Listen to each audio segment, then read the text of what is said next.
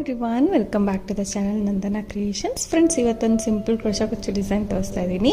ಆ ಗ್ರ್ಯಾಂಡ್ ಸ್ಯಾರಿಗೆ simple design ಹಾಕ್ತಿರೋಂಥದ್ದು. ಕಲರ್ ಕಾಂಬಿನೇಷನ್ ನೋಡಿ, ಡಿಫ್ರೆಂಟ್ ಕಲರ್ ಕಾಂಬಿನೇಷನ್ ಅಂದರೆ ಬ್ಲೂ, ಲೈಟ್ ಬ್ಲೂ ಫ್ರೆಂಡ್ಸ್. ಇದು light blue, light parrot green colour.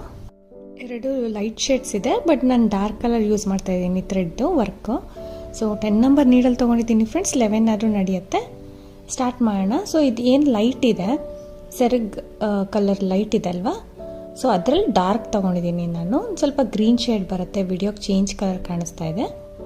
So border ಏನು ಸ್ಕೈ ಬ್ಲೂ ಇದೆ, ಅದರಲ್ಲಿ ಡಾರ್ಕ್ ಕುಚ್ಚು ಕಟ್ಕೊಂಡಿದ್ದೀನಿ. ಸ್ವಲ್ಪ ಡಾರ್ಕರ್ ಶೇಡ್ಸ್, ಲೈಟ್ ಸ್ಯಾರಿ ಇದ್ದರೆ ಸ್ವಲ್ಪ ಡಾರ್ಕ್ ಯೂಸ್ ಮಾಡಿ, ಹೈಲೈಟ್ ಆಗಿ ಕಾಣಿಸುತ್ತೆ.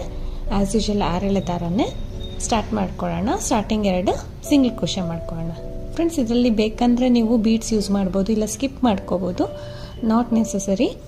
ಸೊ ನಾನು ಬೀಡ್ಸ್ ಯೂಸ್ ಮಾಡಿದ್ದೀನಿ, ಬೇಕಂದರೆ ಮಾಡಿ, ಇಲ್ಲಾಂದರೆ ಸ್ಕಿಪ್ ಮಾಡ್ಕೊಳ್ಳಿ. ಸೊ 2 ಸಿಂಗಲ್ ಕ್ರೋಶೆ ಹಾಕಿ ಸ್ವಲ್ಪ ದಾರ ಮೇಲೆ ಮಾಡಿ ಬಿಗ್ ಸೈಜ್ ಬೀಡ್ಸ್ ಯೂಸ್ ಮಾಡಿದ್ದೀನಿ. ಇದ್ರ ಬದಲು ಸೊ ನೀವು ಸ್ಮಾಲ್ ಸೈಜ್, ಮೀಡಿಯಮ್ ಸೈಜ್ ಯಾವ್ದಾದ್ರು ಯೂಸ್ ಮಾಡ್ಬೋದು. ಬೇಡ ಅಂದರೆ ಸ್ಕಿಪ್ ಮಾಡ್ಕೋಬೋದು. ಸೊ ಡೈರೆಕ್ಟ್ 5 ಚೈನ್ ಹಾಕ್ಬೋದು. ಬೀಡ್ ಲಾಕ್ ಮಾಡ್ತಾ ಇದ್ದೀನಿ, ಬಟ್ಟೆ ಕೂಡ ಲಾಕ್ ಮಾಡ್ತೀನಿ. ಸೊ ಬಟ್ಟೆ ಕೂಡ ಲಾಕ್ ಮಾಡ್ಕೊಳ್ಳೋಣ. ಮತ್ತು ಅಲ್ಲಿಂದ 5 ಚೈನ್ಸ್ನ ಹಾಕೋತೀನಿ. 5 ಚೈನ್ಸ್ ಎಲ್ಲಿಗೆ ಬರುತ್ತೆ ಅಲ್ಲಿಗೆ ಕರೆಕ್ಟಾಗಿ ಲಾಕ್ ಮಾಡ್ಕೊಳ್ಳೋಣ. ಎಲ್ಲಿಗೆ ಬರುತ್ತೆ ಅಲ್ಲಿಗೆ ಲಾಕ್ ಮಾಡ್ಕೊಳ್ಳೋಣ ಸ್ಯಾರಿಗೆ. ಸೊ ಮತ್ತೆ ಸ್ವಲ್ಪ ದಾರ ಮೇಲೆ ಮಾಡೋಣ. ಇನ್ನೂ ಒಂದು ಬೀಡನ್ನ ಇನ್ಸರ್ಟ್ ಮಾಡಿ ಬೀಡ್ ಲಾಕ್, ಬಟ್ಟೆ ಕೂಡ ಲಾಕ್. ಬೀಡ್ ಲಾಕ್, ಬಟ್ಟೆ ಕೂಡ ಲಾಕ್ ಮಾಡ್ತೀನಿ. ಹೇಳ್ದಲ್ವಾ ಫ್ರೆಂಡ್ಸ್, ಬೀಡ್ಸ್ ಬೇಡ ಅಂದರೆ ಸ್ಕಿಪ್ ಮಾಡ್ಕೋಬೋದು. ಡೈರೆಕ್ಟ್ 5 ಚೈನ್ ಹಾಕಿ ಡಿಸೈನ್ ಸ್ಟಾರ್ಟ್ ಮಾಡ್ಬೋದು. ಸೊ ಅಲ್ಲಿಂದ ನಾನು ಇವಾಗ 4 ಚೈನ್ ಹಾಕೋತೀನಿ. ಸೊ ಕುಚ್ಚು ಕಟ್ಟಕ್ಕೂ 4 ಹಾಕ್ಕೊಳ್ಳಿ ಫ್ರೆಂಡ್ಸ್, 5 ಕೂಡ ಬೇಡ, ಯಾಕಂದರೆ ಬೀಡ್ಸ್ ಬರುತ್ತೆ, ಕ್ಯಾಪ್ ಜಾಸ್ತಿ ಆಗಿಬಿಡುತ್ತೆ. ಸೊ ಇಲ್ಲಿ ಕೂಡ 4 ಚೈನ್ ಹಾಕೋತಾ ಇದ್ದೀನಿ. 4 ಚೈನ್ ಹಾಕಿ ಎಲ್ಲಿಗೆ ಬರುತ್ತೆ ಅಲ್ಲಿಗೆ ಕರೆಕ್ಟಾಗಿ ಲಾಕ್ ಮಾಡ್ಕೊಳ್ಳೋಣ. ಸೊ 4 ಚೈನ್ ಆದಮೇಲೆ 6 ಚೈನ್ಸ್ನ ಹಾಕೋತೀನಿ. 3, 4, 5, 6 ಚೈನ್ಸ್ನ ಹಾಕೊಳ್ಳೋಣ. ಸೊ 6 ಚೈನ್ಸ್ ಹಾಕ್ಕೊಂಡು ಸ್ವಲ್ಪ ಯು ಶೇಪಲ್ಲಿ 4 ಚೈನ್ ಗ್ಯಾಪ್ ಏನಿದೆ, ಸೊ 4 ಚೈನ್ ಡಿಸ್ಟೆನ್ಸ್ ಏನಿದೆ ಅಷ್ಟೇ ಡಿಸ್ಟೆನ್ಸಲ್ಲಿ ನಾನು 6 ಚೈನು ಲಾಕ್ ಮಾಡ್ಕೊಳ್ತೀನಿ. ಅದು ಯು ಶೇಪ್ ಬರುತ್ತೆ ನಮಗೆ. ಮತ್ತು 4 ಚೈನ್ ಎಲ್ಲಿಗೆ ಬರುತ್ತೆ ಅಲ್ಲಿಗೆ ಲಾಕ್. ಬೇಕಂದರೆ 3 ಚೈನ್ ಕೂಡ ಹಾಕ್ಕೋಬೋದು, ಇಲ್ಲ 4 ಚೈನ್ ಕೂಡ ಹಾಕ್ಕೋಬೋದು. ಸೊ ನಾನು 4 ಹಾಕ್ಕೊಂಡಿದ್ದೀನಿ. ಮತ್ತು ಸ್ವಲ್ಪ ದಾರ ಮೇಲೆ ಮಾಡಿ ಇನ್ನೊಂದು ಬೀಡನ್ನ ಇನ್ಸರ್ಟ್ ಮಾಡಿ ಬೀಡ್ ಲಾಕ್ ಮಾಡೋಣ. ಬೀಡ್ ಲಾಕ್ ಮಾಡಿ ಬಟ್ಟೆ ಕೂಡ ಲಾಕ್ ಮಾಡ್ಕೊಳ್ಳೋಣ. ಸೊ ಬೀಡ್ ಇನ್ಸರ್ಟ್ ಮಾಡಿ ಬೀಡ್ ಲಾಕ್, ಬಟ್ಟೆ ಕೂಡ ಲಾಕ್. ಇಲ್ಲಿ ಕೂಡ 4 ಚೈನ್ ಹಾಕೋಣ. ಕುಚ್ಚು ಕಟ್ಟ ಕಡೆ ಇದು. ಸೊ ಆ ಸೈಡ್ ಕುಚ್ಚಿಗೆ ಆ ಸೈಡ್ ಈ ಸೈಡ್ ಬೀಡ್ಸ್ ಬರೋ ಮಾಡಿದ್ದೀನಿ ಫ್ರೆಂಡ್ಸ್, ಅಷ್ಟೇ. ಬೇಡ ಅಂದರೆ ರಿಮೂವ್ ಮಾಡ್ಕೋಬೋದು. ಸೊ ಇಲ್ಲಿ ಕೂಡ 4 ಚೈನ್ ಹಾಕೊಳ್ಳೋಣ. ಮತ್ತು ಬೀಡ್ ಲಾಕ್, ಬಟ್ಟೆ ಕೂಡ ಲಾಕ್. ಸೊ ಈ ರೀತಿ ಒಂದು ಸೆಗ್ಮೆಂಟ್ ಟೈಪ್, ಅಂದರೆ ಕುಚ್ಚಿಗೆ ಆ ಸೈಡ್ ಈ ಸೈಡ್ ಬೀಡ್ಸ್ ಹಾಕಿದ್ದೀನಿ. 4, 6, 4 ಹಾಕೋಬೇಕು ಆರ್ಚ್ಗೋಸ್ಕರ ನಾವು. ಸೊ ಇಲ್ಲಿ 4 ಮತ್ತು ಬೀಡ್ಸ್ ಆ ಸೈಡ್ ಈ ಸೈಡು 4, 6, 4 ಇದೇ ರೀತಿ ಕಂಟಿನ್ಯೂ ಮಾಡ್ಕೊಂಡು ಹೋಗೋಣ ಫ್ರೆಂಡ್ಸ್. ನೋಡಿ ಇಲ್ಲಿ 4, 6, 4 ಹಾಕಿದ್ದೀನಿ. ಕುಚ್ಚು ಕಟ್ಟಕ್ಕೆ 4. ಸೊ ಈ ರೀತಿ ಹಾಕ್ಕೊಂಡಿದ್ದೀನಿ. ಬೀಡು ಚಿಕ್ಕ ಸೈಜಾದ್ರು ತೊಗೋಬೋದು, ಇಲ್ಲ ಬೇಡ ಅಂದರೆ ತೆಗೆದಾಕ್ಬಿಡ್ಬೋದು. ಎಂಡ್ವರೆಗೂ ಇದೇ ರೀತಿ ಮಾಡ್ಕೊಬಂದಿದ್ದೀನಿ. ಲಾಸ್ಟಲ್ಲಿ 4, 6, 4 ಆಗಿದೆ. ಕುಚ್ಚಿಗೆ ಜಾಗ ಇಲ್ಲ, ಸೊ ಒಂದು ಬೀಡ್ ಹಾಕಿಬಿಟ್ಟು ನಾನು 2 ಸತಿ ಸಿಂಗಲ್ ಕ್ರೋಶೆ 1, 2, 3 ಚೈನ್ ಎಕ್ಸ್ಟ್ರಾ ಮಾಡಿ ಕಟ್ ಮಾಡಿ ಎಂಡ್ ಮಾಡ್ಕೊಳ್ಳೋಣ. ಕಟ್ ಮಾಡಿ ನೀಡಲ್ನ ತೆಗೆದು ಟೈಟ್ ಮಾಡಿಬಿಡಬೇಕು, ಅದು ಸ್ವಲ್ಪ ಸೆಕ್ಯೂರ್ ಆಗಿಬಿಡುತ್ತೆ. ಸೊ ಇವಾಗ ನೆಕ್ಸ್ಟ್ ಸ್ಟೆಪ್ ಫ್ರೆಂಡ್ಸ್, ಸೇಮ್ ಕಲರಲ್ಲಿ ಸ್ಟಾರ್ಟ್ ಮಾಡ್ಕೊಳ್ಳೋಣ. ಸೇಮ್ ಕಲರಲ್ಲಿ ಸ್ಟಾರ್ಟ್ ಮಾಡಿಕೊಂಡು ಸಿಂಗಲ್ ಕ್ರೋಶೆ ಮಾಡ್ತಾ ಇದ್ದೀನಿ. ಈ ಬೀಡ್ ಏನಿದೆ ಅದ್ರ ಕೆಳಗಡೆ ನಾನು 4 ಚೈನ್ ಹಾಕ್ಕೊಳ್ತೀನಿ ಫ್ರೆಂಡ್ಸ್. 4 ಚೈನ್ ಇಡಿಸುತ್ತೆ ಕರೆಕ್ಟಾಗಿ, ಬಿಗ್ ಸೈಜ್ ಬೀಡಿದ್ದು. ಸೊ ನೀವು ಬೀಡ್ ಸೈಜ್ ನೋಡಿಕೊಂಡು ಚೈನ್ಸ್ ಹಾಕ್ಕೊಳ್ಳಿ. ಅದು ಕವರ್ ಆಗಬೇಕು, ನೀಟಾಗಿ ಬೀಡ್ ಕವರ್ ಆಗಬೇಕು. ಸೊ ಆ ರೀತಿ ನೀವು ಚೈನ್ಸ್ನ ಹಾಕ್ಕೊಳ್ಳಿ, ಲಾಕ್ ಮಾಡ್ಕೋಬೇಕು. ಸಿಂಗಲ್ ಕ್ರೋಶೆಯಲ್ಲೇ ಸಿಂಗಲ್ ಕ್ರೋಶೆ. ಮತ್ತು ಇಲ್ಲಿ 4 ಚೈನ್ ಇರೋ ಕಡೆ 4 ಚೈನೇ ಹಾಕೋಣ. ಸೊ 4 ಚೈನ್ ಇದ್ದಲ್ಲಿ 4 ಚೈನ್ ಹಾಕೋಣ. ಸೊ ನಮ್ಗೆ ಇಲ್ಲಿ ಕುಚ್ಚು ಬರುತ್ತೆ. ಮತ್ತು ಸಿಂಗಲ್ ಕ್ರೋಶೆ ಮಾಡಿ ಆಯ್ತಲ್ಲ, ಮತ್ತು 4 ಚೈನ್ ಬೀಡ್ ಅರೌಂಡು 4 ಚೈನೇ ಹಾಕ್ತೀನಿ. ಸಿಂಗಲ್ ಕ್ರೋಶೆಯಲ್ಲಿ ಸಿಂಗಲ್ ಕ್ರೋಶೆ, ಅಲ್ಲಿಂದ ಸೊ ಈ ರೀತಿ ಆಯಿತು ಅಲ್ವಾ. ಎರಡೇ ಸ್ಟೆಪ್ ಫ್ರೆಂಡ್ಸ್ ಡಿಸೈನ್ ಇದು, single arch, single step arch ನೋಡಿ. ನೆಕ್ಸ್ಟ್ 4 ಚೈನ್ ಒಳಗಡೆ ಒಂದು ಸಿಂಗಲ್ ಕ್ರೋಶೆ ಮಾಡ್ತೀನಿ. ನೀವು 3 ಚೈನ್ ತೊಗೊಂಡ್ರೆ ಡೈರೆಕ್ಟಾಗಿ ಸ್ಟಾರ್ಟ್ ಮಾಡ್ಬೋದು ಡಿಸೈನು. ನೆಕ್ಸ್ಟ್ 4 ಚೈನ್ ಒಳಗಡೆ ಒಂದು ಸಿಂಗಲ್ ಕ್ರೋಶೆ ಮಾಡ್ತೀನಿ. ಮತ್ತು ಸೂಜಿ ಮೇಲೆ 1 ಟೈಮ್ ದಾರ ಸುತ್ಕೊಳ್ಳೋಣ. ನೆಕ್ಸ್ಟ್ 6 ಚೈನ್ ಒಳಗಡೆ ನೀಡಲ್ ಹಾಕಿ ದಾರನ ತಂದು 3 ದಾರ ಇರುತ್ತೆ. ಇವಾಗ ಫಸ್ಟ್ 2 ದಾರ ಒಂದು ಮಾಡ್ಕೊಳ್ಳೋಣ, ಮತ್ತು 2 ದಾರನ ಒಂದು ಮಾಡ್ಕೊಳ್ಳೋಣ. ಅಲ್ಲಿಗೆ ಒಂದು ಡಬಲ್ ಕ್ರೋಶೆ ಆಯ್ತಲ್ವಾ. ಡಬಲ್ ಕ್ರೋಶೆ ಆದ ತಕ್ಷಣ 2 ಚೈನ್ಸ್, 2 ಚೈನ್ ಹಾಕ್ಕೋಬೇಕು. 2 ಚೈನ್ಸ್ ಆದಮೇಲೆ ಇವಾಗ ಸೂಜಿ ಮೇಲೆ ಮತ್ತೆ 1 ಟೈಮ್ ದಾರ ಸುತ್ಕೊಳ್ಳೋಣ. 1 ಟೈಮ್ ದಾರ ಸುತ್ತಕೊಂಡು ಈ ಡಬಲ್ ಕ್ರೋಶೆ ಏನು ಮಾಡಿದ್ವಿ ಕಂಬ, ಅದ್ರ ಕೆಳಗಡೆ ನೀಡಲ್ ಹಾಕಿ ದಾರನ ತಂದು ಸ್ವಲ್ಪ ಡಬಲ್ ಕ್ರೋಶೆ ಅಷ್ಟು ಎಳೆದ್ಬಿಟ್ಟು ಹಾಗೆ ಇಟ್ಕೋಬೇಕು ಫ್ರೆಂಡ್ಸ್. ಎರಡರಲ್ಲೊಂದು ಮಾಡಬಾರ್ದು. ಮತ್ತು ಸೂಜಿ ಮೇಲೆ ದಾರ ಸುತ್ಕೋಬೇಕು. ಅದೇ ಗ್ಯಾಪಲ್ಲಿ ಹೋಗಿ ದಾರನ ತಂದು ಹಾಗೆ ಗ್ರಿಪ್ ಮಾಡಿ. ಸೊ ಹಾಗೆ ಇಟ್ಕೊಳ್ಳಿ. ಮತ್ತು ಸೂಜಿ ಮೇಲೆ ದಾರ ಸುತ್ಕೊಂಡು ಸೇಮ್ ಗ್ಯಾಪಲ್ಲಿ ಹೋಗಿ ದಾರನ ತಂದು ಹಾಗೆ ಇಟ್ಕೊಳ್ಳಿ. ಸೊ 3 ಟೈಮ್ಸ್ ಆಯಿತು. ಮತ್ತು ಇನ್ನೂ 1 ಟೈಮ್ ಸೇಮ್ ಅದೇ ರೀತಿ ಮಾಡಬೇಕು. 4th ಟೈಮು ಸೂಜಿ ಮೇಲೆ ದಾರ ಸುತ್ಕೋಬೇಕು, ಗ್ಯಾಪಲ್ಲಿ ಹೋಗಿ ದಾರನ ತಂದು ಹಾಗೆ ಇಟ್ಕೋಬೇಕು. 5th ಟೈಮ್ ಆಯ್ತಲ್ವಾ. ಸೊ ಎಲ್ಲದಕ್ಕೂ ಸೇರಿ 1 ಟೈಮ್ ಸೂಜಿ ಮೇಲೆ ಥ್ರೆಡ್ ಸುತ್ಕೊಂಡು ಎಳ್ಕೊಂಡು ಹೋಗ್ತಾ ಇದ್ದೀನಿ. ಸೊ ಪೂರ್ತಿ ಎಳ್ಕೊಂಡಾದರೂ ಲಾಕ್ ಮಾಡ್ಬೋದು ಫ್ರೆಂಡ್ಸ್, ಇಲ್ಲಾಂದರೆ ಲಾಸ್ಟಲ್ಲಿ 1 ದಾರ ಉಳಿಸ್ಕೊಂಡು ಕೂಡ ನೀವು ಲಾಕ್ ಮಾಡ್ಕೋಬೋದು. ಪೂರ್ತಿ ಎಳ್ಕೊಂಡು ಹೋಗಿ ಕೂಡ ಲಾಕ್ ಮಾಡ್ಕೋಬೋದು. ಸೊ ಈ ರೀತಿ ಲಾಕ್ ಮಾಡ್ಕೊಳ್ತಾ ಇದ್ದೀನಿ. ಸೊ ಮತ್ತೆ ಒಂದು ಪಫ್ ರೆಡಿ ಆಗುತ್ತೆ ನಮಗೆ. ಪಫ್ ಡಿಸೈನು ಫ್ರೆಂಡ್ಸ್, ಪಫ್ಸ್ ಹಾಕೋದಷ್ಟೇ. ನಾರ್ಮಲ್ ಡಬಲ್ ಕ್ರೋಶೆಗಿಂತ ಪಫ್ ಹಾಕ್ಕೊಂಡ್ರೆ ಸ್ವಲ್ಪ ಡಿಫ್ರೆಂಟಾಗಿ ಕಾಣುತ್ತಲ್ವ. ಸೊ ಆ ರೀತಿ ಮತ್ತೆ ಸೂಜಿ ಮೇಲೆ ದಾರ ಸುತ್ಕೊಂಡು ಗ್ಯಾಪಲ್ಲಿ ಹೋಗಿ ದಾರ ಅಂತಂದು ಒಂದು ಡಬಲ್ ಕ್ರೋಶೆ ಮಾಡಿಕೊಂಡೆ. ಒಂದು ಡಬಲ್ ಕ್ರೋಶೆ ಆದ ತಕ್ಷಣ 2 ಚೈನ್ಸ್ ಮಾಡ್ಕೊಳ್ಳೋಣ. 2 ಚೈನ್ಸ್ ಆದಮೇಲೆ ಸೂಜಿ ಮೇಲೆ ದಾರ ಸುತ್ಕೋಬೇಕು. ಕಂಬದ ಕೆಳಗಡೆ ಗ್ಯಾಪ್ ಇರುತ್ತೆ, ಈಸಿಯಾಗಿ ಗೊತ್ತಾಗುತ್ತೆ. ಅಲ್ಲಿ ಹೋಗಿ ದಾರ ಅಂತಂದು ಹಾಗೆ ಇಟ್ಕೋಬೇಕು. 1 ಟೈಮ್ ಆಯಿತು. ಮತ್ತೆ ಅದೇ ರೀತಿ ಹೋಗಿ ದಾರ ಅಂತಂದು ಗ್ರಿಪ್ ಮಾಡಬೇಕು, ಹಾಗೆ ಇಟ್ಕೋಬೇಕು.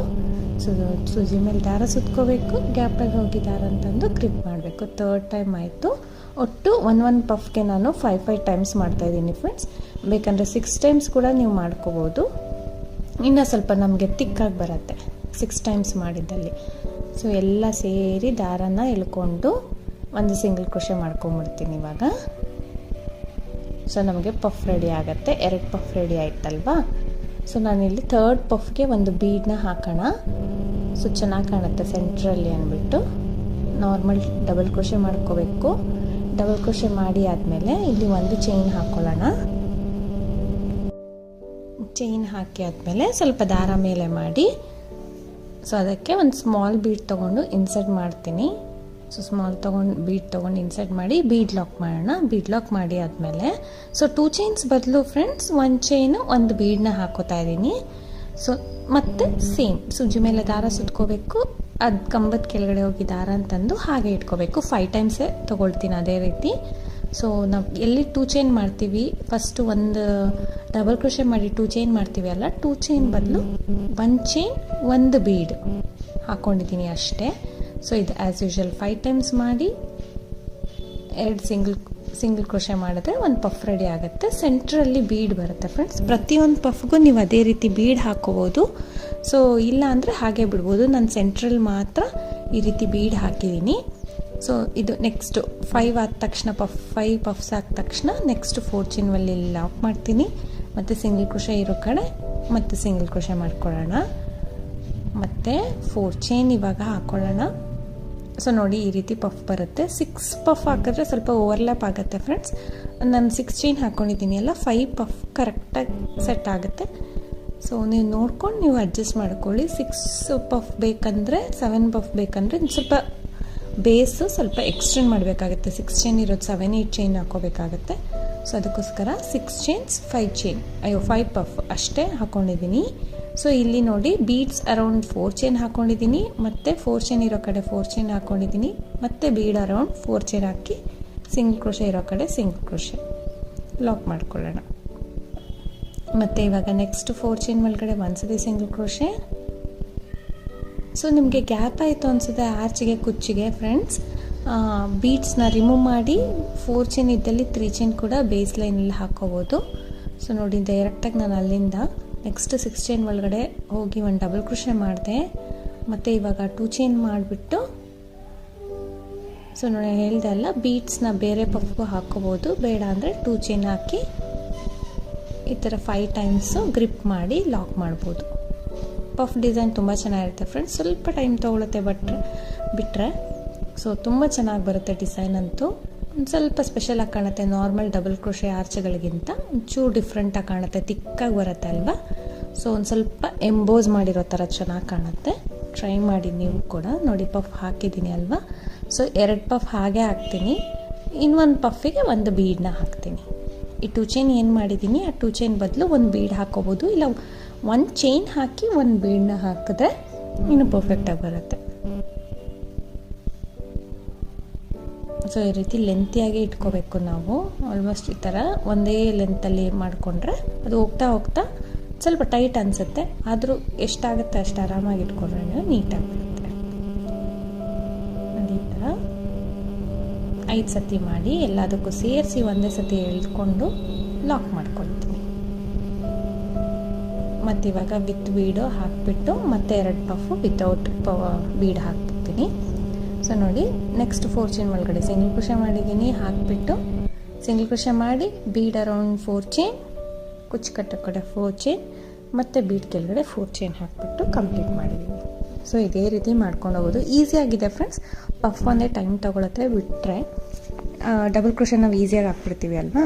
ಸೊ ಇದು ಅಷ್ಟೇನು ಟೈಮ್ ತೊಗೊಳ್ಳಲ್ಲ, ಆರಾಮ್ಸಾಗೆ ಹಾಕ್ಕೊಂಡೋಗಿ. ಬೇಕಂದರೆ ಬಿಗ್ ಬೀಡನ್ನ ಸ್ಕಿಪ್ ಮಾಡಿ, ಬೇಡ ಅಂದರೆ ಸೊ ಬೇಕಂದರೆ ಹಾಕ್ಕೋಬೋದು.